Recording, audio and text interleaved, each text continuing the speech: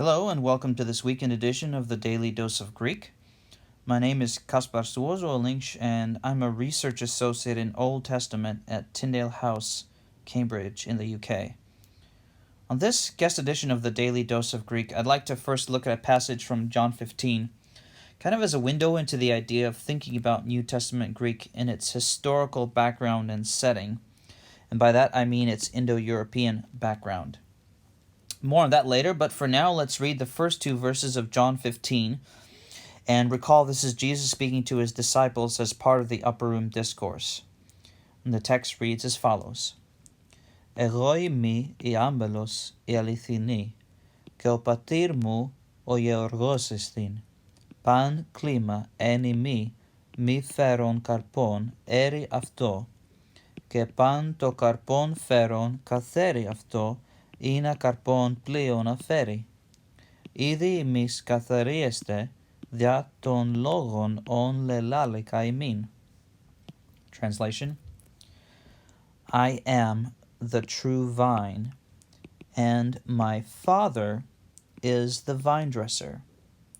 Every branch in me not bearing fruit, he removes it, and every one bearing fruit, he prunes it in order that it might bear more fruit.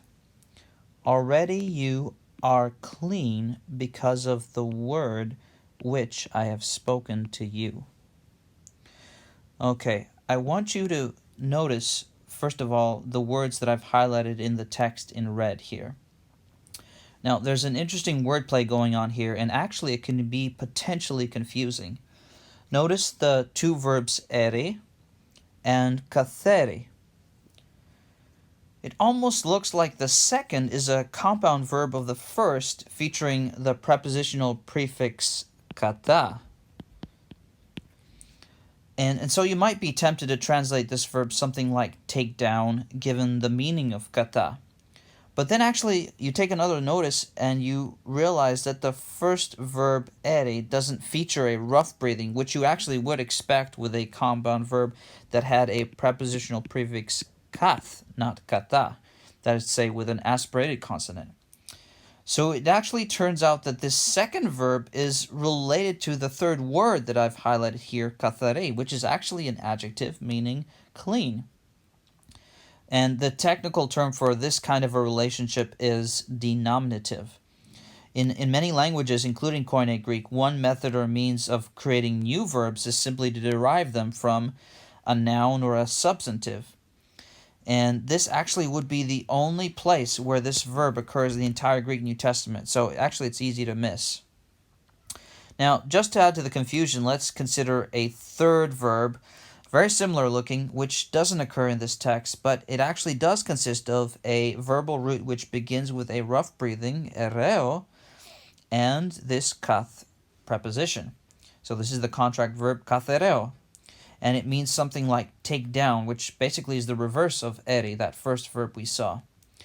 Notice, however, that unlike the first two verbs, the aorist of this verb, it's formed to a completely different verbal root, as we see here from this participle kathelon, taken from Mark 15, verse 46. Now, the technical term for this is called suppletion. And sometimes in Greek, two different verbal roots, they become so associated with one another over time that they eventually become part of one lexical entry. And one other such example would be the present estheo and its associated aorist epharon, both meaning eat. The normal pattern, however, is for the present stem to be slightly modified, usually by the addition of some kind of suffix. And so as a consequence, the aorist stem really is more basic looking, even though, paradoxically, when we learn Koine Greek, we're thrown off sometimes when we see these funny-looking second aorist stems, because we usually learn the present stem first for a given lexical verb. Now, we can see one such pattern if we go again back to our first verbs here. Notice that the present stem features an alpha iota diphthong in both of these verbs, whereas the aorist lacks that iota. And this is precisely where thinking about Greek from an Indo-European perspective can help us clarify things a bit. Now, Koine Greek, of course, had a rich literary history prior to the New Testament, and this included many famous works such as Homer's Iliad or the plays of Sophocles. But also, when we look back even further in time, we see that ancient Greek, it's actually a member of a very large family of languages that we now call Indo-European. Now, this term comes from the fact that this superfamily of languages stretches all the way from Europe to Southwest Asia, namely the Indian subcontinent. And it includes hundreds of languages still spoken today, each of which can be classified into one of 11 major branches, as we see here in the chart to the left. And you can see that Greek belongs to the Hellenic branch of languages. And because all these languages are genetically related to one another and developed from a common source, we can see many similar patterns in the sister languages that can give us some neat insights into Greek. Let's think back to the alpha-iota pattern that we recognized in the first two verbs, and we actually see that it goes back to a special present stem suffix that's a little easier to see in some of the other ancient languages that are cognate with Greek. Let's take, for example, the verb menete, Greek verb here, which is found in the New Testament in a few places, one of which is John 10, verse 20, where Jesus is accused by many people of having a demon and being mad, the meaning of this verb as menete. Now, it actually turns out that this verb has a cognate in Sanskrit, a language spoken in ancient India. The verb manyate has a slightly different meaning, means he thinks, but it clearly illustrates a distinctive present-forming suffix ya, which unfortunately for Greek it's been obscured due to a couple of sound changes that took place in Greek prior to Koine Greek, and really prior to Homeric Greek, the earliest stage of Greek that we have. Now, the basic story is that when this y sound from that present suffix came into contact with a nasal n in pre-Greek, it induced a sound change that we call palatalization. You see that in the second stage here. This N sound came to be pronounced somewhat like the N in the Spanish word mañana, meaning tomorrow. And this, however, in turn caused the preceding vowel to develop into a diphthong, which is exactly why we see that striking alpha-iota present stem in Koine Greek. And this particular diphthong is missing in the aorist stem because that suffix is missing in the aorist. It's more basic. Incidentally, you can even see that the Greek augment here has an equivalent in the aorist in the Sanskrit, which I think is really neat. Now let's consider another verb, onomeni. And this means he names, and it's actually from the noun onoma, meaning name. Now, as you can see, it has the same present stem forming suffix, but in this case, this suffix is being used in its denominative function, exactly like our verb katheri from that John passage in John 15, which is derived from the adjective katharos, meaning clean.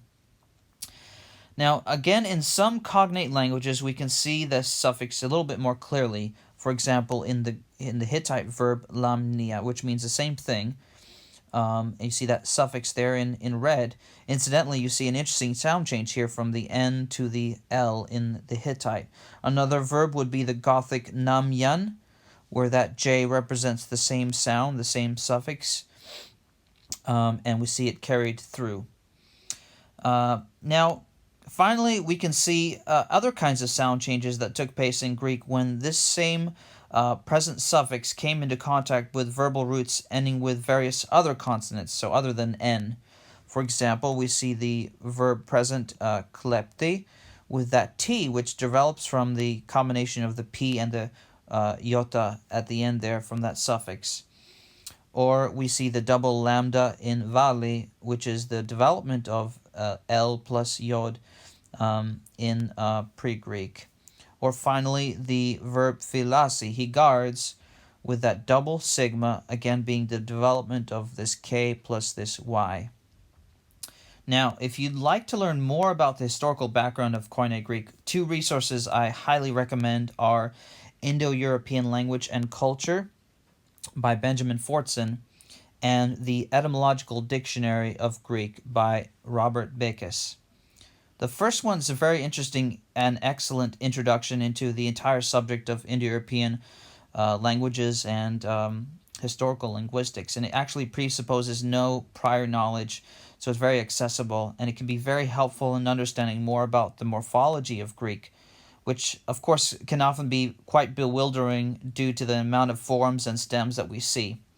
And the second resource, it's a very helpful reference work which will assist you in understanding more about the historical background and semantic development of various lexical stems in Greek. But regardless of how deep you want to dive into the historical background of Koine Greek, I hope this video has illustrated into the way that we can think about Greek from an Indo-European background and how it can be really quite helpful and clarifying.